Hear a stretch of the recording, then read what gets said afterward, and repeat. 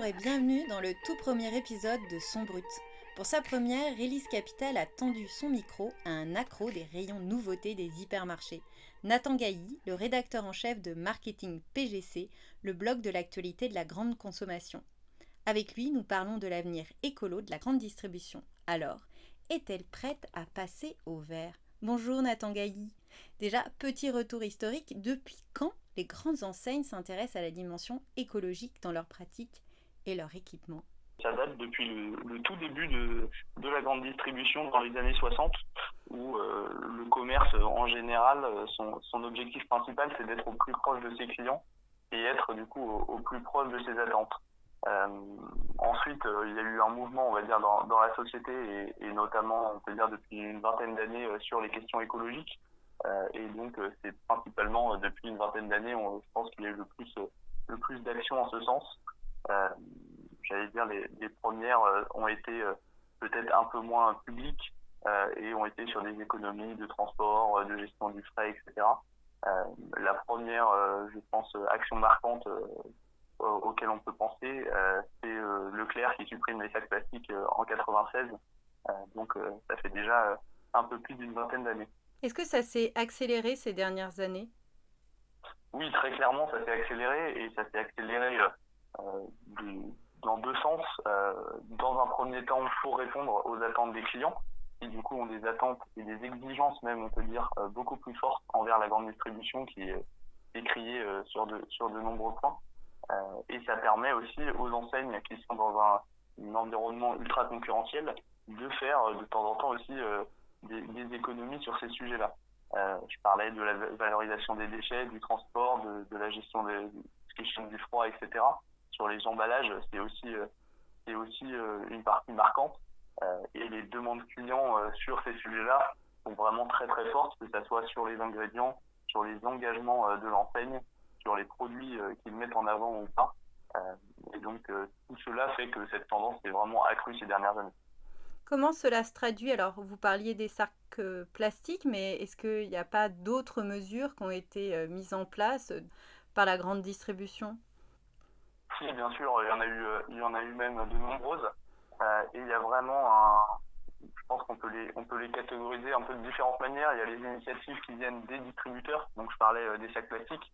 En 96, ça avait fait, je vais pas dire scandale, mais ça avait vraiment remué les lignes dans la distribution et même au sein de Leclerc. À l'époque, ne plus proposer de sacs plastiques en caisse, sacs plastiques jetables, j'entends bien sûr, c'était vraiment quelque chose d'aberrant. Finalement, ça a tenu et c'est devenu la norme et aujourd'hui, c'est même inscrit dans la loi. Sur la distribution bio, je pense par exemple à Biocoop qui a décidé d'arrêter complètement la vente de bouteilles d'eau, qui n'est pas non plus anodin quand on pense que les bouteilles d'eau, c'est souvent les meilleures ventes de ces magasins, que ce soit magasin bio ou pas. Récemment, il y a eu l'arrêt, par exemple, de nombreuses enseignes de la vente d'œufs de poule en cage, qui était une demande des clients. Là, on commence à voir apparaître sur pas mal de magasins, notamment un Carrefour ou Leclerc, la fin des prospectus papier. Et donc là, c'est des initiatives des distributeurs, c'est aussi un risque pour eux, parce que potentiellement derrière, il y a aussi des pertes de chiffre d'affaires qui sont en jeu, même si ça peut aussi faire des économies. Mais typiquement, la fin des prospectus ou la fin des sacs plastiques, c'est des sujets sur lesquels la sensibilité client peut être aussi très forte. Et derrière, il y a aussi donc les demandes des clients qui sont de plus en plus exigeantes, qui poussent les enseignes à bouger.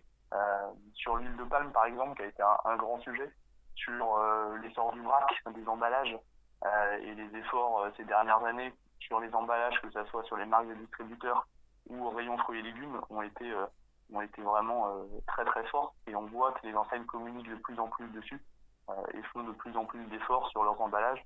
On va arriver bientôt sur la période des fournitures scolaires. Aujourd'hui, il y a peu d'enseignes qui se permettent, on va dire, de rajouter du plastique sur leurs emballages. La tendance est plutôt au moins de déchets possible et au plus de cartons, de vrac, etc. D'accord. Est-ce que aussi il n'y a pas au sein de la grande distribution une volonté aussi de s'équiper autrement ? On a vu apparaître des ombrières photovoltaïques, des bornes de recharge électrique. Est-ce que au-delà du produit, il y a aussi les équipements qui sont en train de changer dans la grande distribution ? Exactement. Et encore une fois, c'est pour deux raisons. La première, c'est aussi une demande des clients sur ces questions-là. Et là, on entre un peu plus dans l'optimisation. La grande distribution, c'est un secteur qui est très concurrentiel. C'est un secteur qui consomme beaucoup de ressources, que ce soit électrique, de transport, etc. Et là-dessus, il y a plein d'initiatives qui se mettent en place pour aller grappiller les quelques pourcentages d'économies qui permettront aussi de faire la différence. Et ça peut être sur des petites choses. Par exemple, il y a des entreprises qui repeignent les toits des centres commerciaux pour leur faire perdre quelques degrés de température, ce qui permet ensuite d'avoir moins de dépenses d'énergie à l'intérieur. Sur tout ce qui est frigo, c'est pareil, on a vu beaucoup d'innovations ces dernières années, que ce soit le fait de fermer les frigos. Encore une fois, ça peut paraître anodin, mais entre des frigos ouverts et des frigos fermés, l'impact sur les ventes peut être assez important. Sur tout ce qui est transport urbain, où on voit de plus en plus dans les grandes villes des camions soit électriques, soit qui roulent au biocarburant, etc. Et les enseignes vont aussi se servir de toutes ces améliorations pour les intégrer dans leur communication pour les consommateurs. D'accord. Est-ce que du coup, la grande distribution, elle a vraiment un avenir écologique et durable? Alors, elle a certainement un avenir plus écologique et plus durable, car je pense que la société va continuer à avancer sur ces sujets. Et la grande distribution va devoir s'adapter à de nouvelles demandes. Et je pense que depuis l'ouverture des premiers hypermarchés dans les années 60, c'est vraiment un mouvement de fond où la grande distribution n'a cessé d'évoluer et devra donc continuer si elle veut continuer à exister dans les années à venir.